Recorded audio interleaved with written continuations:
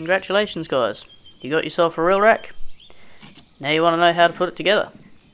I'm Liam, your host and founder of RealRack, and today we're going to put a 5-bike on the back of a Ford Ranger.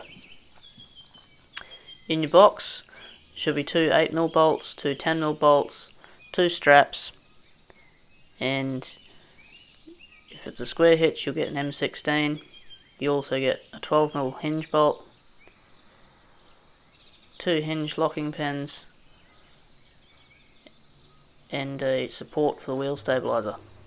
Spanners you'll need, there's a 13, 16 and 19 for the rack.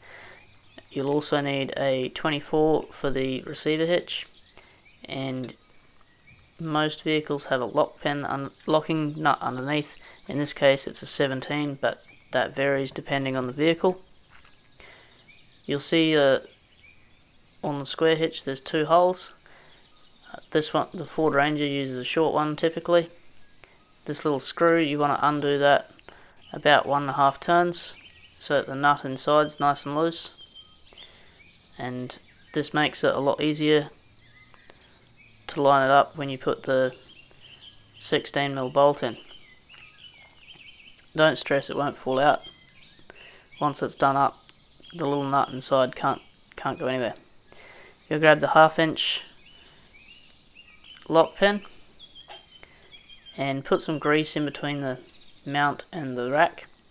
Slide your lock pin in, then slide your hinge bolt in.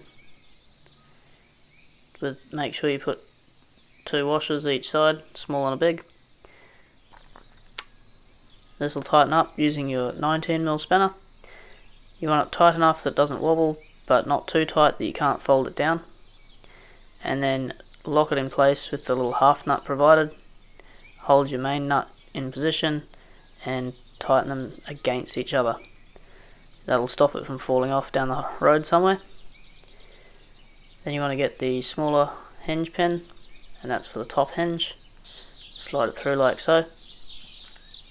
And your 2 M10 bolts. And sometimes there's a bit of powder coat in these, so they need a bit of gentle persuasion to get them in. Once you've done that, tighten them up with the 16mm spanner and a crescent. Avoid over tightening the bottom one particularly, but you just want to take up all the slack. You've got the stiffening plate for the wheel stabilizer and your 2 M8s, and put the whole assembly together like so. I find a lot easier. Then you can just hold it in place and slot the 2 bolts in. Handy having a running board you can sit the nuts on. This will tighten these up with the 13mm spanner and your adjustable wrench. Same again, avoid over tightening. They want to be tight enough that you can still move these, still adjust the bars up and down, but not too tight, not loose that they flop around. And there you have it, ready to go. Hope you enjoyed this video, and we'll see you on the next one.